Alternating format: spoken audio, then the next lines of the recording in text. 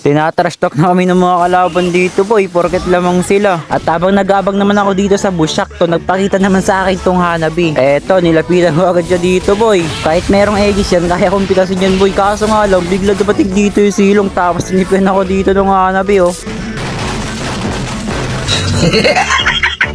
Tapos nag-chat yung Hanabi, eto yung sabi, asa ka boy. Tapos sabi pa niya, ayaw pa kasi mag-surrender, mga walang bitaw. Boss! Bossing! Kamusta ang buhay-buhay?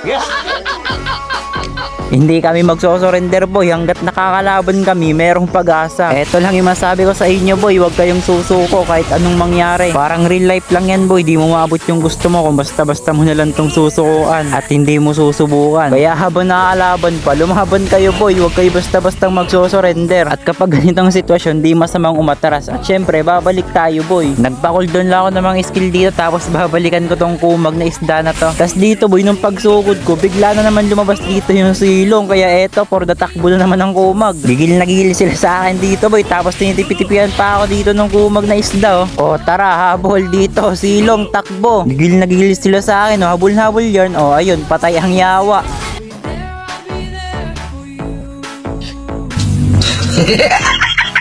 Sabi ng silong dito, takbuhin daw yung Choco, asa lang daw ako sa kampe. Talaga? Eh di sana pinabillboard mo. Pastilan! So weird. Nakita ko yung Guaynaber dito boy, nasa mid. Bibigyan ko sana siya, ang kaso nga lang nakulangan yung damage ko, tapos biglang nagdatingan pa dito yung mga apple na umag. Eto, mapipitas nila ako dito, tapos tinipian pa ako ng Hellcart. Oh, grabe naman yun. Tapos eto, bumoses ng Hellcart boy, sabi surrender na ayaw, sayang oras. Nagmamarcha na nga pala dito yung lord ng kalaban papunta sa base namin, tapos sakto lumalim dito yung silong boy. Ayun oh, nagbo-blue buff, walang kasama. Kaya plinikiran ko na siya dito, tapos eto, successful na pitas namin ang yawa. Nadep naman agad namin yung lord dito boy, tapos tingnan mga gagawin ng mga kampi ko dito. Ayun o, inaabangan yung silong, ayun, patay ang kumag. Tapos habang nagabang naman ako dito sa damo, biglang naman to kumag na Layla. Di ba mayabang to kanina, kaya eto, pinunit ko lang. Eto na, dito na nagsisimula boy, unti-unti na kami nakakabawi, tapos isa-isa pa namin napipitas yung mga kalaban. Ewan ko bakit tumahimik tong mga kumag na to, kanina lang ang ingay-ingay Ano boy, aso na yung mga kumag dyan na nagsasabi na kanina na wala daw kaming bitaw. Bali nag-push na nga rin pala ako dito ng torre para kahit papaano umangat-angat naman yung mga minions namin. Tapos dito tamang abang lang ako sa damo, sakto nag-push papunta dito yung Hellcart. Ay wala nang gagawin sa akin to boy. Pag ganyang nag-push na yung Hellcart, wala nang pantakas yan boy, dun lang yan umaasa Tapos dito pinilit talaga nung Hanabi kahit may parasaw, kaya yun, patay tuloy ang yawa. Tinipian ko siya dito boy, tipigil siya kanina Kinuha na nga pala kami ng lord dito, ang kaso nga lang saksamaan palad, mapipitas dito yung tatlong kakampi ko. Ayun nagpo-over sila sa mid, susubukan ko sana habulin dito yung Hellcart boy, ang kaso ang hirap niya talaga habulin boy, ang bilis niya tumakbo. Tas ang likot pa, tingnan niya, di ko na siya nakita dyan. Tas dito boy yung silong, lumalalim na naman ang kumag. Bali nahabol ko na nga pala siya dito kasi alam ko meron akong kampi dun banda sa bush, kaya eto, mapipitas namin siya dito. Bali wala yung rose gold mo sa amin boy, tutulungan sana siya ng mga kampi niya, kaso huli na sila. Tas dito boy, tingnan nyo, ayun loko, inubos ng Mia boy. Grabe, palo.